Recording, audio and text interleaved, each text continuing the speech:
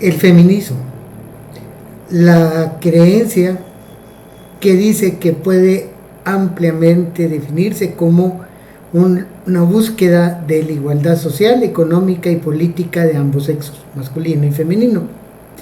Los estudiosos e historiadores han dividido este movimiento feminista en 4 olas. Este video trata de llevar un punto de vista académico estas 4 olas y explican el origen y cómo han ido evolucionando. Los invito a verlo. Este tema me lo habían estado pidiendo desde hace ratos, pero yo no había podido como compilar toda la información que yo quería para ponerla en un solo video. Este es mi intento de hacerlo, ¿verdad? Espero que les agrade y vamos a ir desglosando cada tema relacionado con esto, con este movimiento y cómo se originó y quiénes fueron sus representantes. En primer lugar, vamos a hablar repitiendo lo que ya les dije, de que el feminismo es la creencia en la igualdad social, económica y política de ambos sexos. Las feministas comparten un objetivo común en apoyo de la igualdad de hombres y mujeres. Aunque todas las feministas luchan por la igualdad de género, hay varias formas de abordar esta teoría. La historia del feminismo se puede dividir en 4 partes que se denominan olas. Es un término descriptivo y, como les voy a decir más tarde, no fue algo que se hizo en forma aleatoria, sino que fue una feminista que escribió un artículo y que creó ese término de olas. Primera ola del feminismo es entre 1848 y 1920. Esta ola lo que buscaba era que, aparte de la igualdad de hombres y mujeres, buscaba que se pudiera hacer votación por parte de las mujeres. Comenzó a mediados del siglo XIX y duró hasta la aprobación de la 19ª enmienda, que es la que aprobó el voto, ¿verdad? Se centraron todas las participantes de este movimiento en derechos legales como el sufragio, los derechos de propiedad, acceso a la educación con igualdad e igualdad de empleo. Las personas más famosas miembros de este movimiento fueron Susan B. Anthony, Elizabeth Cady Stanton y Sojourner Truth. Sin embargo, vamos a ver que su participación fue bastante diferente. Este movimiento comenzó cuando las mujeres salieron a las calles en los Estados Unidos y trataban de mostrar un interés en que los hombres y las mujeres tuvieran iguales derechos. El movimiento en realidad tuvo su génesis en la convención de Seneca Falls en 1848 en New York, y como ya les dije, terminó con la 19ª enmienda que aseguró los derechos de voto para las mujeres. Pero, como vamos a ver ahorita, no fue una cosa tan fácil y no fue tampoco una cosa tan incluyente. Tomó prestados los escritos de Mary Wollstonecraft, como los de Elizabeth Cady Stanton y Susan B. Anthony, que ya les mencioné. A pesar de iniciarse primero junto a las abolicionistas como Sojourner Truth, los intereses de las feministas blancas no incluían a las feministas negras. Es por eso que luego el movimiento se fracturó. En esta convención de derechos de la mujer en Seneca Falls se comenzaron a hablar algunos de los principios del feminismo, y en esta convención Stanton declaró que los hombres y mujeres fueron creados iguales. Por lo tanto, abogó por una educación con igualdad de mujeres, con derecho a propiedad similar y con liderazgo organizacional. Muchas de las activistas creían de que sus objetivos no iban a ser logrados tan fácil. Así fue que durante los próximos 70 años, luego de que se hizo esta convención, pues lograron su objetivo. Algo importante es que hay 2 libros representativos de esta primera ola. La Vindicación de los Derechos de la Mujer, escrito por Mary Wollstonecraft, y La Sujeción de la Mujer, de John Stuart Mill. John Stuart Mill fue un filósofo del siglo XVII, del siglo XIX, el cual habló mucho de los derechos de la mujer y de los derechos igualitarios, ¿verdad?, en cuanto a los dos sexos. No fue un movimiento global, básicamente fue en los países angloparlantes, ya que se fue manifiesto en el Reino Unido y en Estados Unidos. Decían de que lo que querían era quitar los derechos limitados de las mujeres al trabajo, quitar los derechos limitados a la educación, la propiedad, la reproducción, el Estado civil y la agenda social. Una de sus máximas formas de mantener este movimiento fue el movimiento sufragista, que ya se mencionó. Se hicieron manifestaciones, pero también se tomaron mucho parte de la prensa escrita, ya que era la principal forma de comunicación en esa época. También en el radio tomaron mucho lugar. Si ustedes recuerdan, en uno de mis videos de la Golden Dawn hablamos de que muchas de las mujeres de la Golden Dawn también eran feministas de esta primera ola. Es así que en el Reino Unido y en Irlanda del Norte el sufragio se instituyó como una campaña prominente y militante. Incluso las feministas militantes eran las que eran llevadas a prisión, ya que definitivamente nunca se entendió el movimiento muy bien, y además que habían ataques, como por ejemplo uno muy típico que había, que era que cuando encontraban a algún hombre que no fue a pelear en la Primera Guerra Mundial, le ponían una pluma blanca, que significaba que era cobarde, ya que la pluma blanca era de una gallina. Sin embargo, posteriormente en la Segunda Guerra Mundial se les llamó a alistarse también a las mujeres, y ahí sí ya no quisieron el igualitarismo y todo lo que significaba ir a pelear a la guerra. Y de hecho, si ustedes ven todos esos tipos de cosas y otras profesiones como basurero y otras cosas, nunca las mujeres buscan tener igualdad en eso. En 1916 es cuando aparece Margaret Sanger, la eugenicista que fundó Planned Parenthood, que siempre se vendió la idea de que ella quería hacer esta organización para ayudar a todas las mujeres, pero sin embargo se ha demostrado a lo largo del tiempo que Margaret Sanger era una eugenicista y lo que quería era disminuir la población en razas como la negra, por ejemplo, o de los indígenas americanos. Entonces, Planned Parenthood empezó en esta época, luego fue continuada por un señor muy famoso, si le suena el nombre, ¿verdad? Bill Gates Sr., el cual también era eugenicista, y por supuesto su hijo continuó el apoyo a esta organización. Es por eso que él se adhiere mucho a estas creencias. Entonces, ya que se les concedió el voto, siguió el movimiento, pero ya no era tan importante. Pero sin embargo, siguieron varios grupos de interés, aunque, como les digo, siempre eran de mujeres blancas. Entonces, digamos que se creó como un estereotipo de una mujer blanca, rica, inteligente, y todas las mujeres que no encajaban en el molde, por ejemplo, digamos la de raza negra, no se ayudó a que ellas también votaran. Incluso muchas de estas organizaciones también hablaba de que se votaran los negros, pero los negros hombres, no las negras mujeres. Entonces es bastante criticable esto de que eran racistas.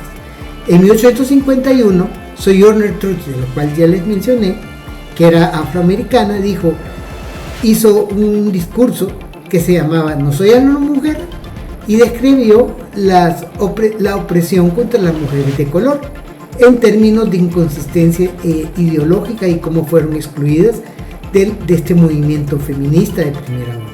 Entonces, posteriormente, otra activista dijo: muchas de las mujeres del movimiento nunca fueron incluidas y siempre se utilizaban prejuicios raciales como combustible para su trabajo.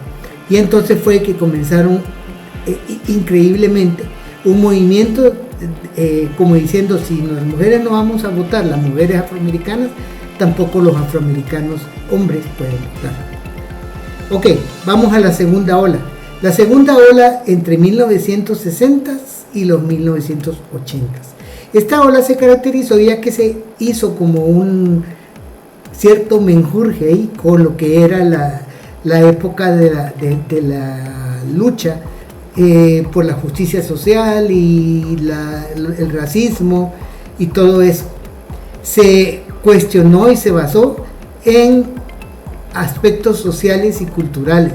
Se incluyeron derechos reproductivos, incluyendo el aborto, el cual pues se sabe que no es un derecho reproductivo, sino un asesinato, y además la discriminación en el lugar de trabajo, liberación sexual y los roles de género. Figuras notables son Betty Friedan, Gloria Steinem y Angela Davis.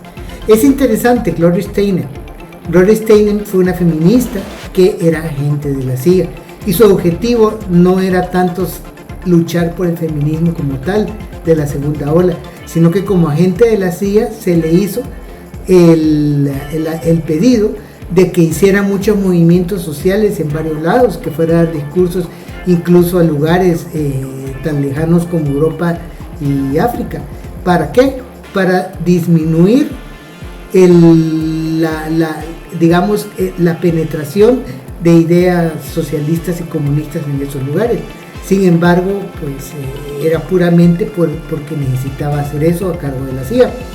La segunda ola de feminismo tenía como lema que lo personal es político.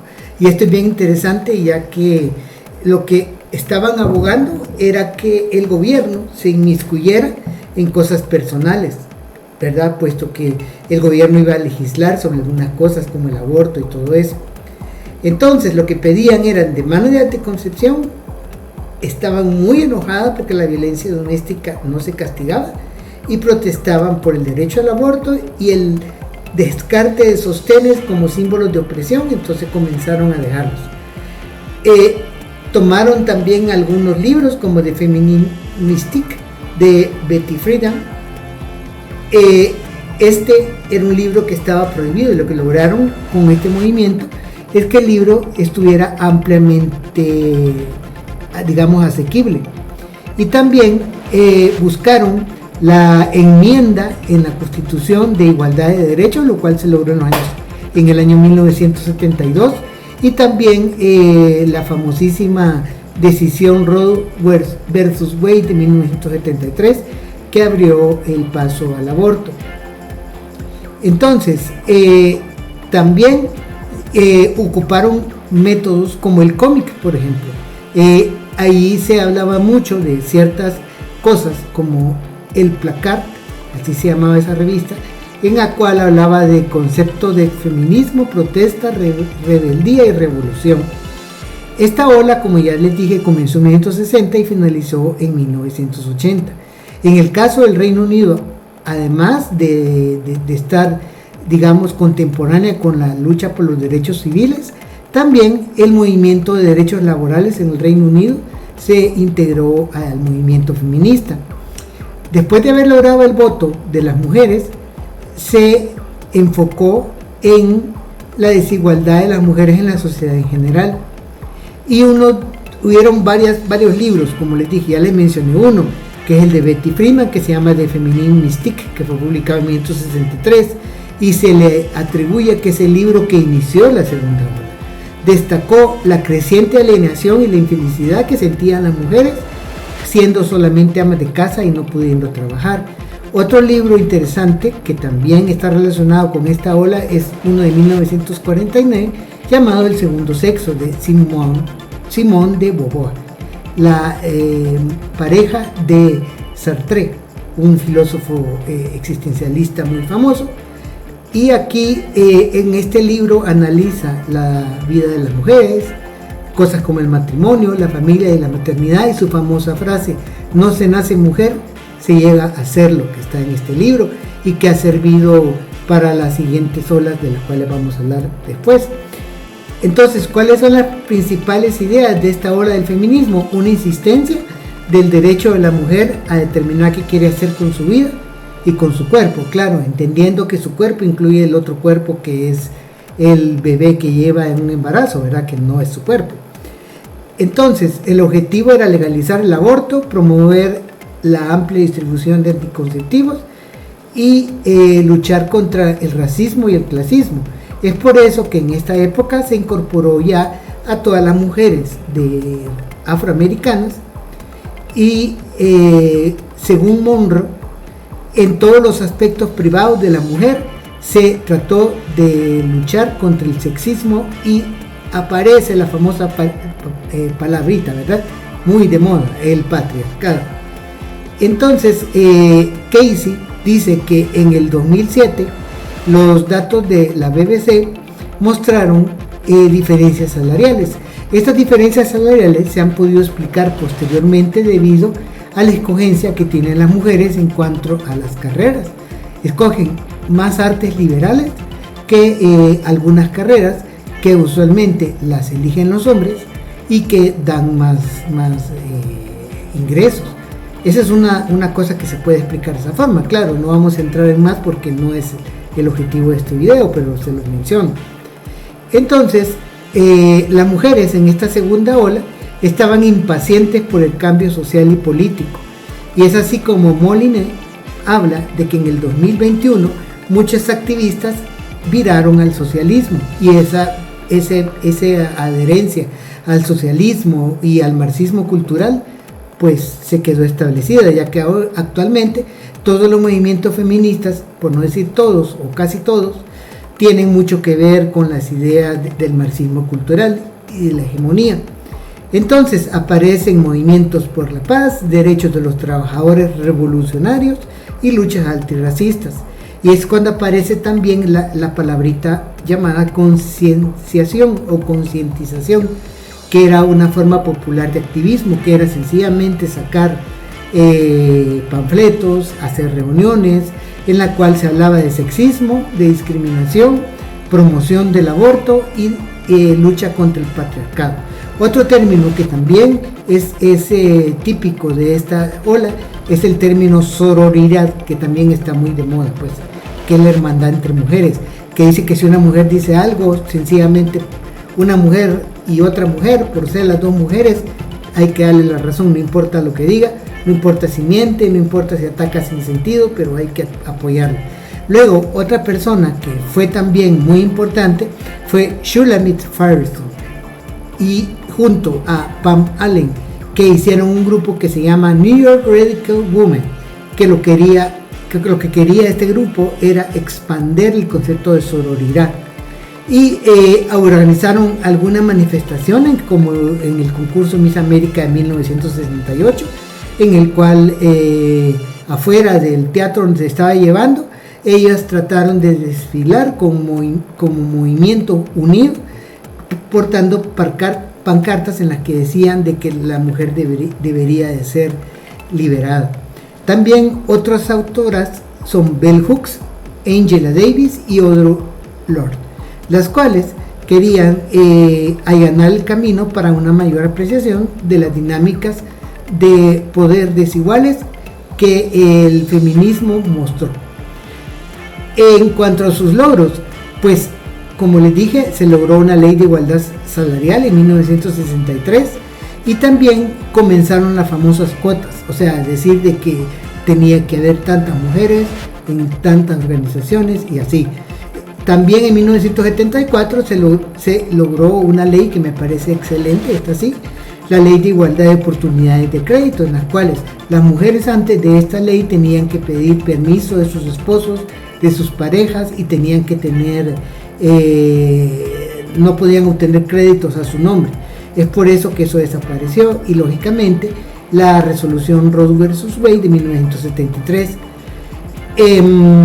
Otra cosa que también es un poco cuestionable es que las mujeres comenzaron a participar en opciones educativas y trabajos no tradicionales. Entonces esta cosa se ha extendido hasta la tercera y cuarta ola, pero volvemos a lo mismo, ¿verdad? Si alguien estudia licenciatura en igualdad de género, a menos que trabaje para un gobierno y reciba apoyo de organizaciones como la Open Society, vas por tener trabajo, o que Bill Gates la contrate para alguna cosa, o la fundación Bill and Melinda Gates o algo así, porque de otra forma no tendría trabajo, ¿verdad? Son trabajos que no son bien remunerados, entonces sencillamente el escoger esos trabajos no son buenas opciones, como podría ser alguna otra, como arquitectura, donde hay muchas mujeres, enfermería, donde hay muchas mujeres, medicina, que también cada vez hay más mujeres. Entonces son actividades que tienen mejor remuneración. La tercera ola comenzó en 1990 para algunos, para otros comenzó más tarde. Esta se enfoca en 3 palabritas principales: el individualismo, que cada persona es cada persona, no se puede englobar todas las personas en un solo movimiento. Eso lleva a la segunda, que es la diversidad, y un término que ha sido un veneno para un montón de cosas que no tienen que ver con feminismo, que es la interseccionalidad, que ya les voy a explicar. Entonces, acá se incluyeron temas como los derechos de los transgéneros, los derechos de las personas queer, la justicia reproductiva y el término luchador de la justicia social. Las feministas de la tercera ola ocuparon ya medios como las redes sociales, plataformas digitales, para lograr apoyo y para lograr ser visualizadas. Aparecen otras personas como Kimberly Crenshaw, que es sumamente importante ya que creó ese término de interseccionalidad, y intentó rectificar parte del racismo y clasismo que caracterizaba los movimientos anteriores, y es así como las afroamericanas Kimberly Williams Crenshaw y Rebecca Walker ayudaron a desarrollar los conceptos de interseccionalidad y política de identidad.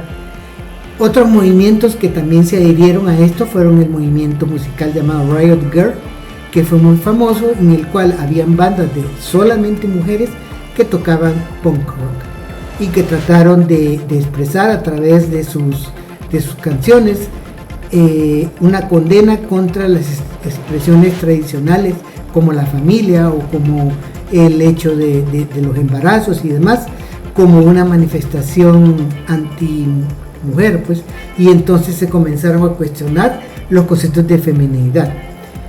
Entonces, la tercera ola comenzó en la década de finales de los 80s o hasta la década de 1990, por eso les decía que hay unas superposiciones y un poco de continuismo en la segunda ola, pero ellas querían deshacerse de las ideologías rígidas características de la segunda ola.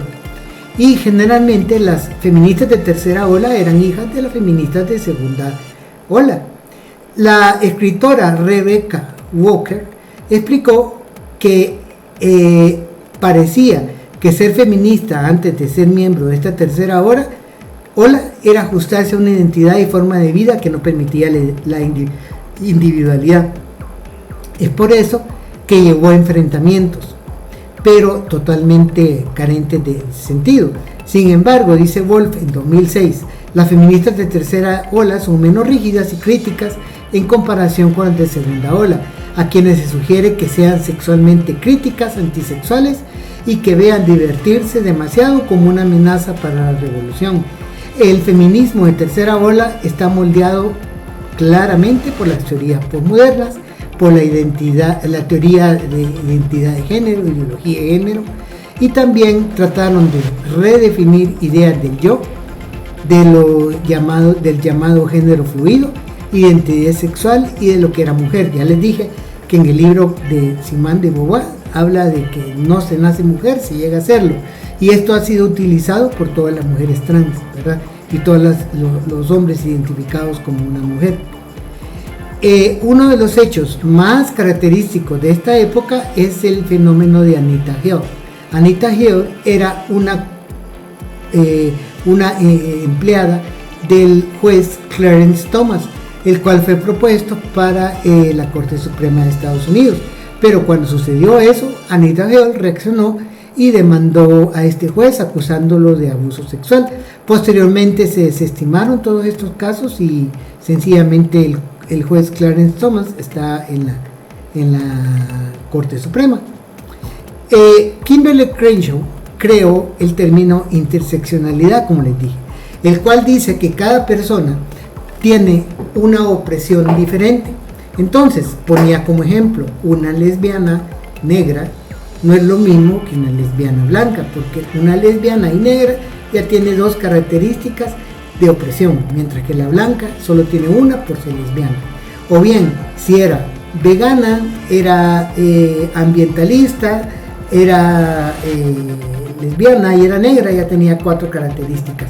Es por eso que aprovecho la coyuntura de este tema para hablar de que muchos veganos, yo soy vegano y se los juro que yo no soy interseccional, yo no creo en eso, yo siento que veganismo es por una posición ética, por los animales y sencillamente en algunos casos por salud. Entonces no tiene nada que ver con esto del feminismo ni nada.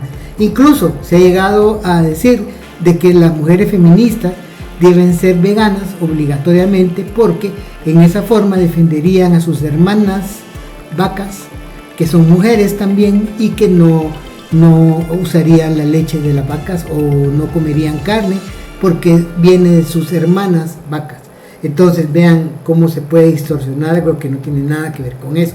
Es así como para mí la interseccionalidad es un veneno que dañó muchas cosas, ¿verdad? Porque sencillamente ya empieza a crear identidades en deportes, en belleza, en música y en religiones también. Entonces, antes chocaban esas cosas, no, ahora resulta de que es parte de una interseccionalidad. Otra cosa importante acá es que también comienzan con el ecofeminismo, el cual llegó a su máxima expresión en la cuarta ola. Como les dije, comienza a incorporarse al movimiento de las mujeres transgénero y el uso de maquillaje entró en cuestionamiento. Pero sin embargo ellas mismas se contradicen, ya que dicen que sí pueden usar maquillaje, no para satisfacer un ideal de belleza creado por el patriarcado, pero que puede ser para que ellas se vean bellas porque sí. Otra cosa es el término girl power, que también surgió con esta ola y sencillamente comenzó el desenfreno sexual. Hablaban de que podían tener relaciones con quien quisiera, no importaba el matrimonio, sencillamente el placer sexual no dependía de una relación sexual. Empezaron a promover el lesbianismo y comenzó el desorden relacionado y típico del feminismo. Empezaron a centrarse en íconos pop femeninos, utilizaron el hip hop también como un medio para diseminar su mensaje y empezaron a hablar de la cultura de la belleza. El movimiento Riot Girl, que ya se lo mencioné, es un movimiento que comenzó en Olympia, en el estado de Washington, en la década de 1990, cuando sencillamente las bandas comenzaron a formarse alrededor del movimiento, eran de solo mujeres y era de música punk rock, ya que decía de que esta música representa el empoderamiento femenino y crea un entorno donde las mujeres pueden subsistir y expresarse sin interacción con los hombres. Hay muchas críticas, ¿verdad?, sobre esto, algunas ya se las he dicho. Una de tantas es que no hicieron nada sustancial, o sea, son solamente hablar y no produjeron nada revolucionario, como digamos fue disminuir la brecha salarial de la ola anterior o lograr el voto o algo. Sin embargo, se puede decir de que alentó a un nuevo grupo feminista y que allanó el camino para la cuarta ola. La cuarta ola, que se dice que comenzó en el 2012, algunos académicos y algunos activistas se definen como miembros de la cuarta ola. Esta ola se caracterizó por una cosa muy típica, por el ataque sexual contra las mujeres. Empezaron a hablar de vergüenza corporal, de una cultura de la violación por hombres y sencillamente utilizan sus redes sociales y plataformas para resaltar y abordar estos problemas. Hicieron un todavía fine tuning de la interseccionalidad y hablaban de que todas las comunidades oprimidas, como ya les dije, incluyeron cosas como del ecofeminismo, del veganismo, que no tenían nada que ver, y las incluyeron en esto. Esta ola se caracteriza por incluir al movimiento Me Too, ya que todas las cosas culturales se engloban alrededor de la cultura woke, ¿verdad? De la cual me imagino que ya la conocen, si no vamos a tratar de hacer un video sobre eso. Entonces, en diciembre de 2012 es cuando se declara oficialmente el nacimiento de la cuarta ola, ya que hubo una violación en grupo en la India, la cual provocó muchas protestas, pero también fue seguida de cosas como el Gamergate. El Gamergate era un movimiento que llamaba a que había mucha preponderancia y mucha lucha en contra de los personajes en los juegos que eran masculinos, y entonces este movimiento trató de hacer una ecuanimidad, un igualitarismo en cierta forma, y entonces decía de que nació ahí los guerreros de la justicia social, que eran estas personas de orientación francamente socialista, de izquierda, de marxismo cultural, las cuales trataban de luchar contra los hombres y crear estereotipos masculinos de maltratadores, así como estereotipos femeninos que eran luchadoras y que estaban continuamente amenazadas de muerte y amenazadas de ser violadas. En este caso todavía se incluyó más lo que era digamos, en la defensa de las mujeres afroamericanas, las mujeres trans, y el objetivo digamos final, que era la inclusión total. Entonces esta campaña Me Too se lanzó debido a que en el año 2017 se descubrió que el magnate del cine Harvey Weinstein había acosado y había agredido a muchas mujeres. Entonces ahí fue cuando comenzó el boom de las denuncias contra los hombres, y comenzaron todas las mujeres que se habían callado y comenzaron a hablar de cómo habían sufrido agresiones, violaciones y otras cosas.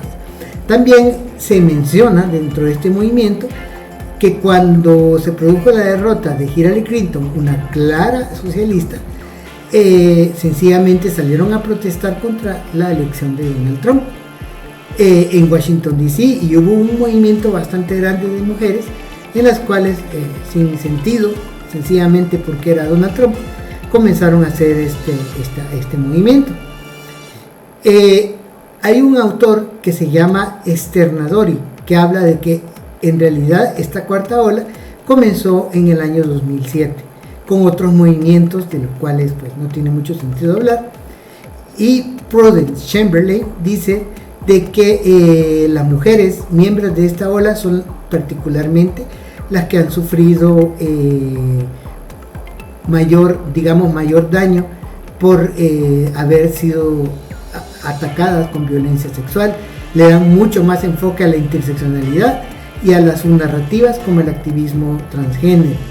La misma Chamberlain dicen de que las feministas que se identifican como de segunda y tercera ola siguen impulsando el activismo y actúan como mujeres feministas de cuarta ola. Esta misma autora dice: las redes sociales brindan una plataforma amplia para que las mujeres puedan usar la conectividad y puedan actuar con inmediatez. Internet se ha convertido en una plataforma para que las feministas de todo el mundo puedan hablar acerca de las culturas en las que el sexismo y la misoginia pueden ser desafiadas y expuestas. Esto continúa con un informe con una influencia en la micropolítica, el cine, la literatura y los medios. Sin embargo, es gracioso de que a pesar de que desde el 2013 había ya liberación, digamos, y ya las mujeres tenían más participación y también se prohibieron imágenes de violaciones y de ataque contra las mujeres, nunca han hablado de las mujeres musulmanas y de otras culturas en las cuales hay mucha violencia de género y no dicen nada. Entonces es así como, por ejemplo, encontramos que muchas veces en el mundo islámico se habla de algunas cosas, o también de lo que son las mutilaciones genitales, y ahí sí no dicen nada, o matan a alguna mujer en alguno de estos países y tampoco dicen nada. Pero sin embargo, en el Reino Unido, donde sí hay igualdad de género y no hay necesidad de hacer estas cosas, hacen movimientos como No More Page 3, que era un ataque directo a la página 3 de un periódico llamado The Sun, donde salían mujeres en ropa interior o en traje de baño, y no querían esa página. Muchas veces salían topless, y entonces decían de que eso era muy importante abolirlo.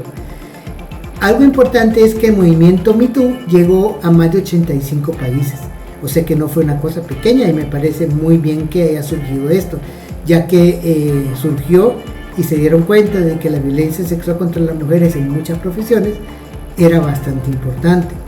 Sin embargo, muchas personas dicen de que no existe una cuarta ola, pero vamos a decir bien claro, la tercera ola surgió a mediados de la década de 1990, fue liderada por los miembros de la generación X, que son las personas que nacieron entre 1960 y 1970.